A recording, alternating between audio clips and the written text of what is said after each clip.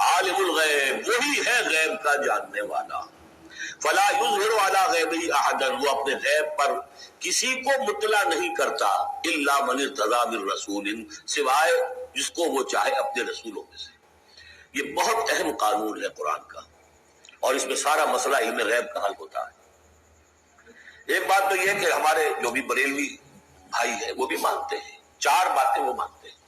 3 میں نے ایک مرتبہ تحقیق کی تھی بڑی مفصل جا کر بعد سے ملاقات کی. ابھی میں طالب علم تھا. کل دیکھیے ہم ثابت مانتے ہیں اس بات کو. نبی کا علم ذاتی نہیں عطائی ہے اللہ نے جو دیا وہی ہے. نبی کا علم قدیم نہیں حادث ہے پہلے نہیں تھا پھر ہو گیا اللہ نے دے دیا تو ہو گیا. اور نبی کا علم غیر محدود نہیں محدود ہے. میں نے کہا یہ 3 باتیں جو شخص مان لے میرا اس سے اب کوئی جھگڑا نہیں رہا. لیکن ہمارے ہاں کچھ لوگوں نے ایک ڈیفینیشن کر لی علم غیب کی. علم غیب وہ ہے جو بغیر کسی کے بتائے خود حاصل ہو جائے. اس اعتبار سے تو میرے پاس بھی علم غیب ہے نہیں کسی کے پاس کوئی علم ہے ہی نہیں. ہمیں دیا اساتذہ نے دیا, حضور کو دیا اللہ نے دیا, جبریل کو دیا اللہ نے دیا. اس معنی میں تو ذاتی علم تو کوئی بھی نہیں مانتا کسی کا. علم تو دینے سے ہوتا ہے. البتہ علم غیب کسے کہتے ہیں وہ چیزیں جو ہماری نگاہوں سے چھپا دی گئی ہے وہ عالم غیب ہے. جنت ہے, دوزخ ہے, فرشتے ہیں, یہ سب کیا ہے عالم غیب.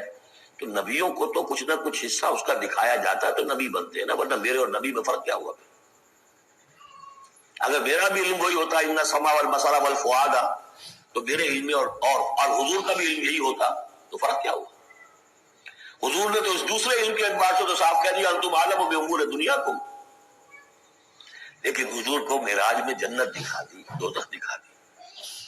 زمین پر رہتے ہوئے آپ نماز پڑھا رہے تھے, غالباً وہ جو کہ نماز پڑھائی جاتی ہے جبکہ بارش نہیں ہوتی استسقاء کی نماز, اسی کے دوران اچانک ایک دفعہ آپ آگے بڑھے.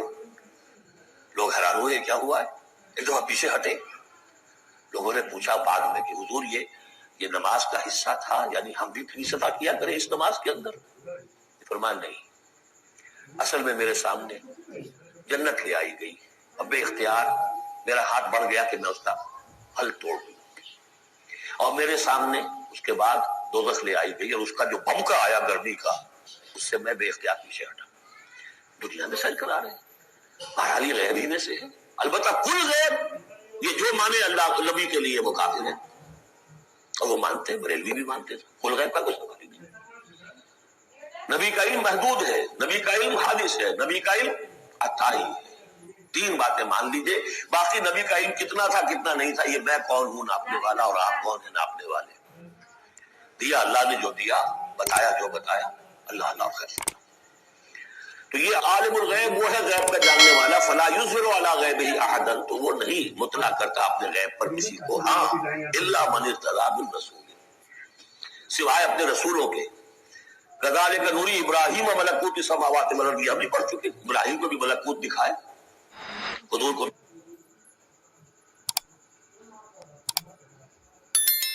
من بین یدیہ ومن خلفہ رصدا جس کو رسول بناتا ہے غیب کی خبریں دیتا ہے پھر اس کے آگے اور پیچھے وہ اپنے باڈی گارڈ رکھتا ہے, چوکیدار رکھتا ہے. جس کو من بین یدیہ اس کے سامنے بھی ومن خلفہ ہی پیچھے سے بھی چوکیدار حفاظت کرنے والے. لیعلم ان قد ابلغوا رسالات ربہم تاکہ یہ بات بالکل واضح ہو جائے کہ انہوں نے واقعتاً اپنے رب کے پیغامات پہنچانے کا حق ادا کر دیا.